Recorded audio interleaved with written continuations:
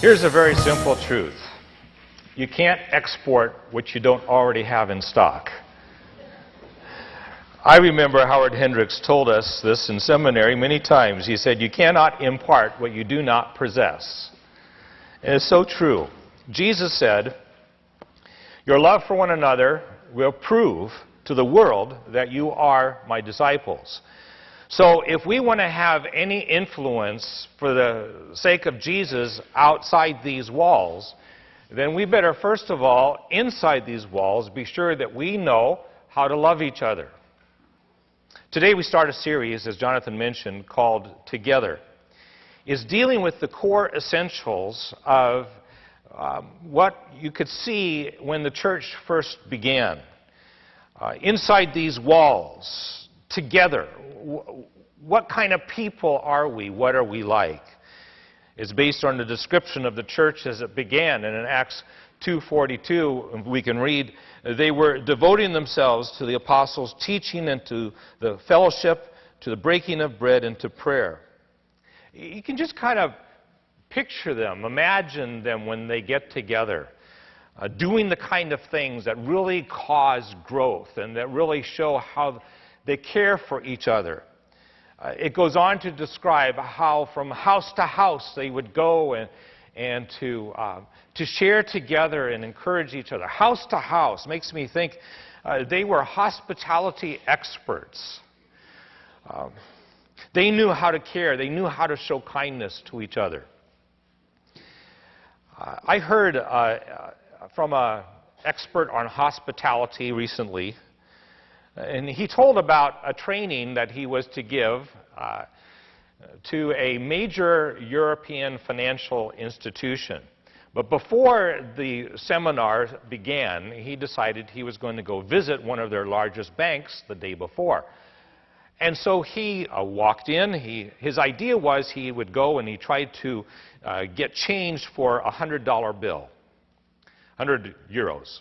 And so he goes into this bank and he walks in. He's awed by the cathedral grandeur of the dark wood and the marble columns and the gold plating on things. And he's in the line, and after a little while, plenty while, a woman, a teller, says, "Next," in whatever language this was. "Next." So he walks up there and he says, "I'd like change for 100. And she slaps down 5 20s. "Next." He's giving this lecture on hospitality the next day to this organization. How different it would have been if in line she had said, "Sir, you're next. May I help you? What do you need?" I haven't seen you before. My name is Anna. What's your name? John? Oh, good to meet you. Here, you'd like $100? I'll give you some smaller bills, too, and maybe some coins, because you never know what you're going to find here in the city as you're traveling around. And I hope you have a wonderful stay in town, John. And thank you for letting us serve you.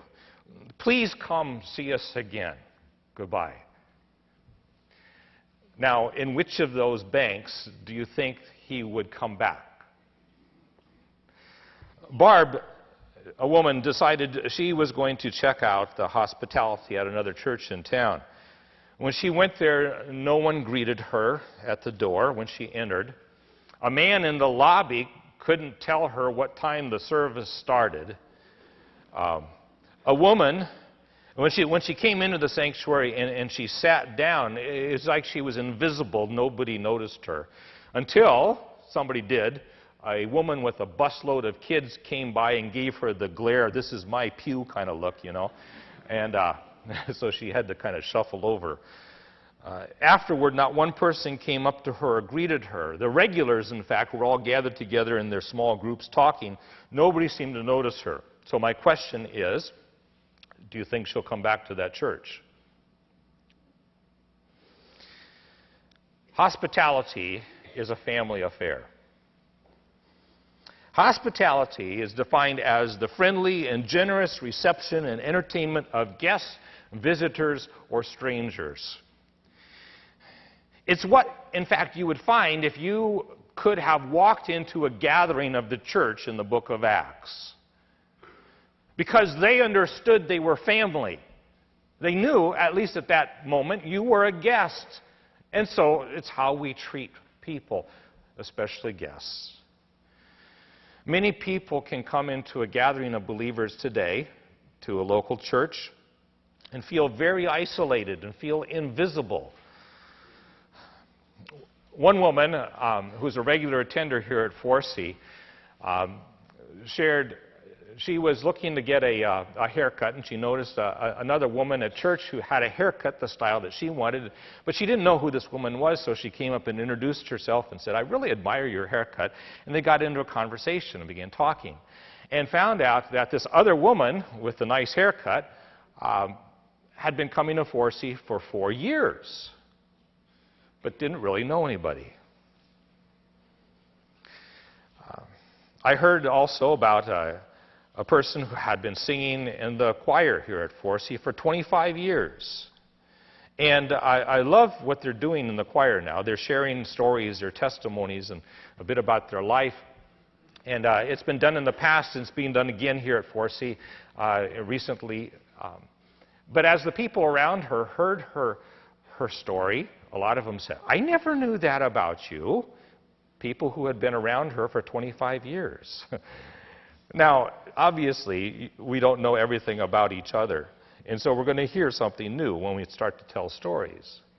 But my simple point is, it's possible to be among a group of believers who say they love each other and to be invisible, not recognized. So who is responsible for hospitality when we gather together on Sunday? Them, right? No. We, the family. Family is responsible. Not just the greeters and the ushers, and certainly not the visitors and the guests.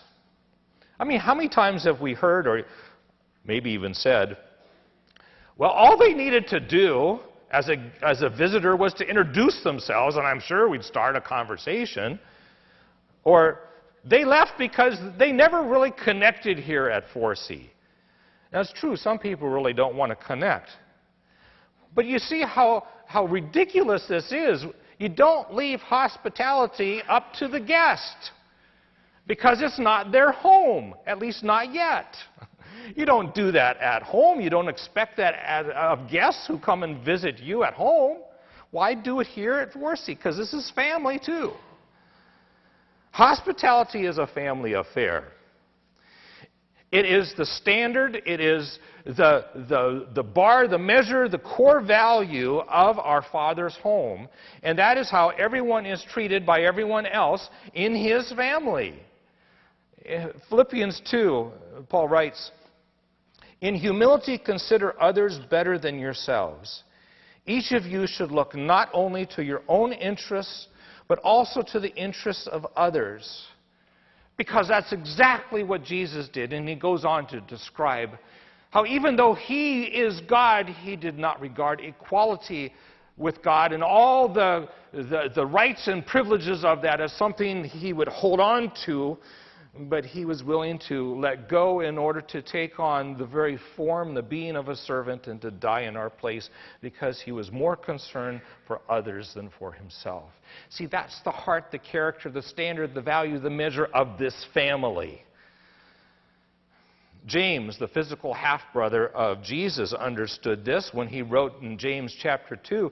He says, "If a wealthy person and a beggar both come into your gathering, when you're coming together for worship, do you treat the wealthy man and the beggar the same or differently?" See, favoritism shows that you're making a judgment about a person's value. This one's worth more, or this one's more of a benefit to me. It's about their identity. You can't do that. You can't do that. It's not how we treat people in the family. Each person, no matter who they are, gets our full attention, our care, our kindness, our service. And it has nothing to do with trying to impress people to try to be sure they'll come back. It has everything instead to do with making them feel welcome and wanted, because, hey, it's who we are. The family of Jesus.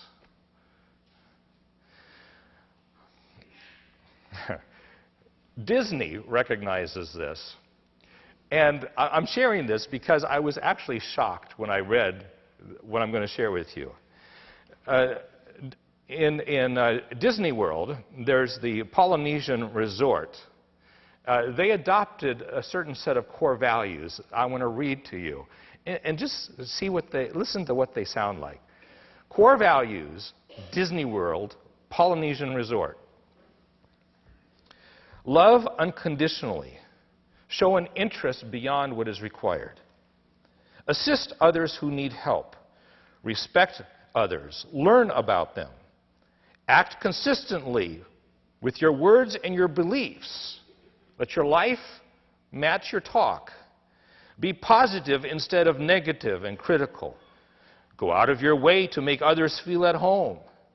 Treat each other as family members with care and consideration. And if I were to read that list without knowing it came from Disney, I would think, man, that's a church I want to go to. Now, I know they're in the business, but that's a description of our family as it should be. We believers in Jesus need to have a sense of the family that we've joined. When we gather together on Sunday, like we're doing right now, we need to think about a comparison between our gathering here and what happens when guests come to our home. Try to think about that. What would it look like if we treated people here as we would treat them coming into our home? Instead of simply treating people the way that we would want to be treated, how about treating them the way that they would want to be treated? With recognition and with respect. Being friendly. Knowing answers to common questions. And if we don't, find out and tell them, research that, find out for them right there. Somebody here knows. How about personally guiding guests to their destination? Looking for the restroom, looking for the nursery, whatever it may be. And being proactive with courtesy by anticipating and engage with them rather than just waiting for them to come and ask a question or to seek you out. Hey, I'm new here. Can you tell me where to go? Well, you could tell when somebody is new because they're just kind of standing there looking around and not sure. And maybe you just simply don't recognize them. Engage. Because, you see, it's not about you. When we come together on Sunday, it is not ultimately about you, me.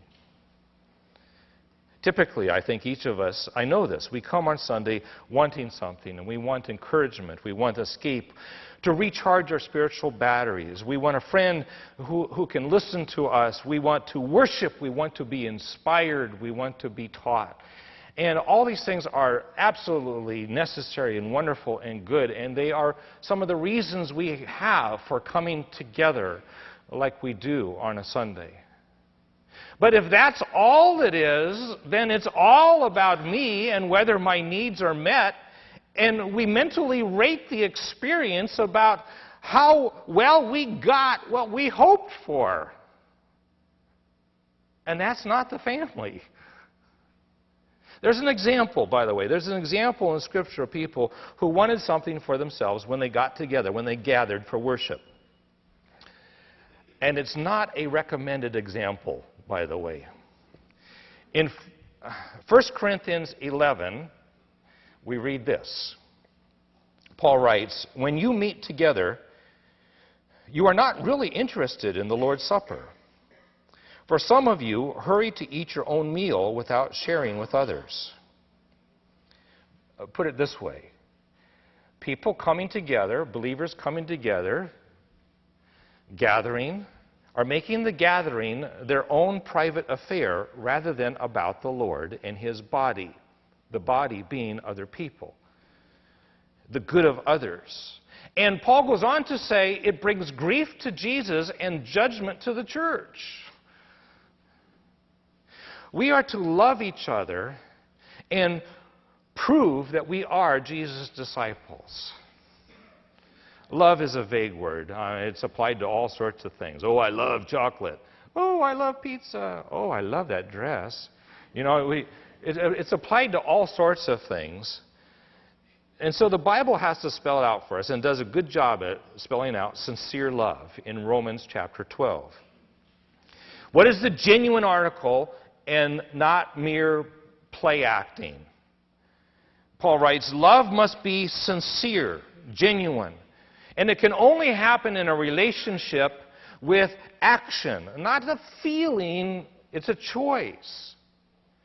So this is what love does. He goes on to describe it. Hate what is evil.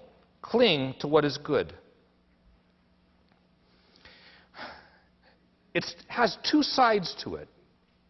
You say, I've never heard love described this way. This is kind of strange to me. The two sides. A violent hatred of evil and a tenacious attachment to what is good. Let me spell it out here.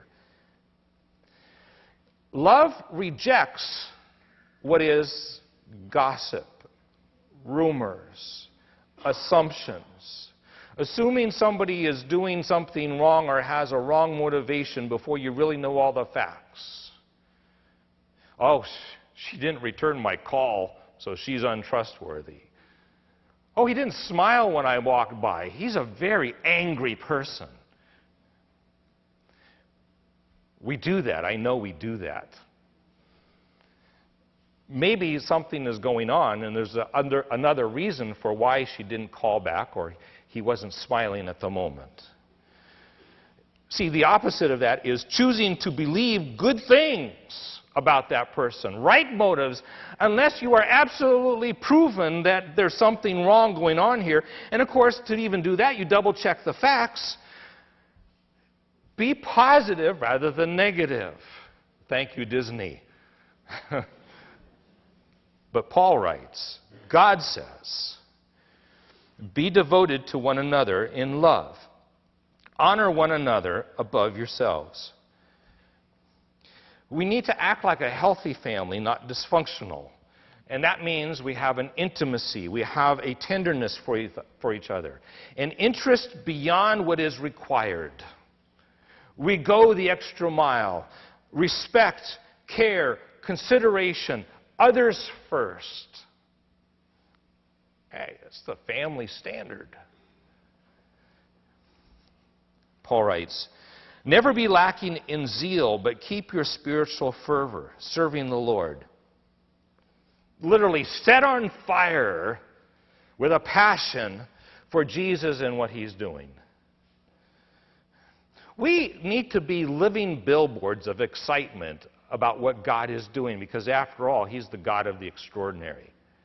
To hear a testimony like Joe gave a bit ago about how God brought him to faith in Jesus despite a will that was pushing back. We say, praise the Lord, that's fantastic. But it wasn't just back then with Joe. God is still doing it today. We need to be living billboards of excitement about what God is doing, not to be critical and spreading little negative comments and doom and gloom and wet blanket kind of thing that starts to infect all sorts of other people. Because He is still the God of the extraordinary. We need to be eager to tell others, do you know what's going on here? Let me share some of the stories. We want them to really make connections, to be involved. Hey, if those of you that have gone to Disney World and have really found a great thing, you come back here and you say, oh, you got to go this, you got to see this. I haven't been to Disney World much, but you're starting to convince me I should check it out. Because you're a living billboard of excitement. Why not with Jesus when somebody comes among us to say, God's at work here, I can feel it, I can see it, and I've heard a story. Be joyful in hope, patient in affliction, faithful in prayer. In other words, stay the course despite discouragement, setbacks, or trouble. And you do that because of hope.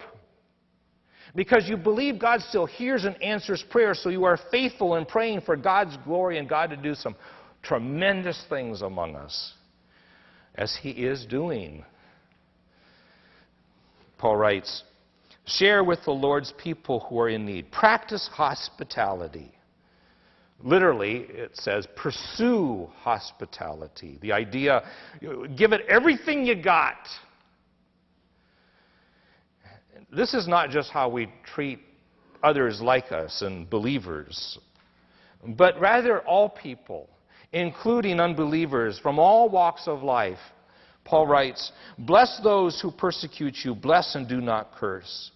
Rejoice with those who rejoice, mourn with those who mourn. Live in harmony with one another. Do not be proud, but be willing to associate with people of low position. Do not be conceited. Far beyond boundaries that we may set up, respect others, learn about others with an unconditional love. Don't let pride get in the way, friends. Oh, I don't like that. Oh, we don't do it that way. I'm just a private person. When we come together, it's not about you. I know I'm a private person myself. I know what I'm saying. The success or failure of Sunday is not about how it made you feel. It's about others, because that's the family core value. We need to leave a lasting footprint. A lasting footprint. What are you, what am I, what are we together doing for other people? How are we going to show hospitality this morning? Because what we do can leave a mark on somebody's soul for eternity. Love and hospitality, those are relational things. And they have to be planned before we come together, just as I talked about the offering and giving. It has to be planned before we come together because we are very busy people. We can easily get distracted. We need to come with a mindset and with a plan. Just like we do at home. You vacuum, you dust, you clean, you prepare the meal, you make sure there's enough chairs around the table. You do that in advance because you say, I want to show how much we care. Same thing for here. In fact, for a moment, think about what typically happens on a Sunday morning when we come together. I'm talking about after you've done everything you need to get everybody out the door and loaded in the car. Okay, when you pull onto the lot here, first of all, there's the pulling in, first impression. When people drive onto this lot and get out of their cars, what do they see? Do they even find a parking space? If they need a handicap spot, can they find one, or is it filled up with all the regular attenders? How does the place look to them? Is there trash on the roadway, the sidewalk as they're coming in? Does the landscaping look dead and neglected, or does it look attractive, like people really care here? What do they see on the expression of people's faces? We're told that there's a 3-minute window to connect. What are we doing in those 3 minutes? That's when they pull in. What about when they walk in? And when they walk in the doors? Are people smiling? Maybe a person's wondering, am I going to be greeted? Do I know where to go? Where to take the kids? Where the bathrooms are? Who do I ask? Is there anyone here to guide me? When do things start? When do things end? Is there coffee? Is there a place to get information? And by the way, friends, if you see trash, if you're a regular person here and part of the family, you see trash on the floor, pick it up. You do that at home if guests are coming. You go in the bathroom and the toilet needs to be flushed. Don't just complain to somebody. Push that little button. Flush it. All right, walking in. What about dropping off? Where do I go for worship? Where do I go for Sunday school, nursery? In that nursery, will my baby be safe? Will my children be cared for? What if there's a problem? How are they going to notify me if there's a problem? I love it at our nursery. And I'm saying this partly because my wife spends a lot of time serving in our nursery here. Not only because I know what kind of care you're getting, but because I know the stories that she tells about other people as well. We have people who really care for kids. We have people who work hard to be sure that needs are met, that parents are known by their names, they are recognized, and the particular needs of a child or a baby, an infant, are cared for during that hour. Sunday school teachers. We have Sunday school teachers who stand at the door and greet each child by name as they enter. They know that they're welcomed. By the way, I don't have an easy time remembering names, and maybe a lot of you are on the same boat. Warmness is the key, but not remembering names is not replaced by warmness. If there's a way to at least remember a few, let me give you just a little help here. I saw Bill Swan do this when he was the greeter at the door for years. He had a pocket full of 3x5 cards. And I said to him sometimes, boy, you are great at remembering everybody's name. He says, When I greet somebody, I write it down. And then, part of the key is, when you see them again that morning, or as they're walking out the door, you call them by their name that you wrote down. It helps to reinforce it. Hope you have a good day, Bill and Ann. All right, so they come in. They sit down. And am I welcome? And I'm really wanted? Am I sitting in the right place? Am I recognized or invisible? And for those of us who are family, let's look to sit by someone that we don't know or who appears a little hesitant. You say, I can never see anybody like that. I'm not the most sensitive of people, but every week I see somebody like that. You can just tell by maybe a little timidness or look in their face, and even if you ask a timid person, you say, are you new here? No, I've been here for 15 years. Great, you didn't know them, but start up a conversation. You won't like this one. Sit in the middle of the row so others don't need to climb over you. I mean, after all, if you're having guests over for dinner, you don't family all sit around the table and you say, your chair, guest, is over here in the corner, and they have to kind of climb over you to get to that. You would never do that.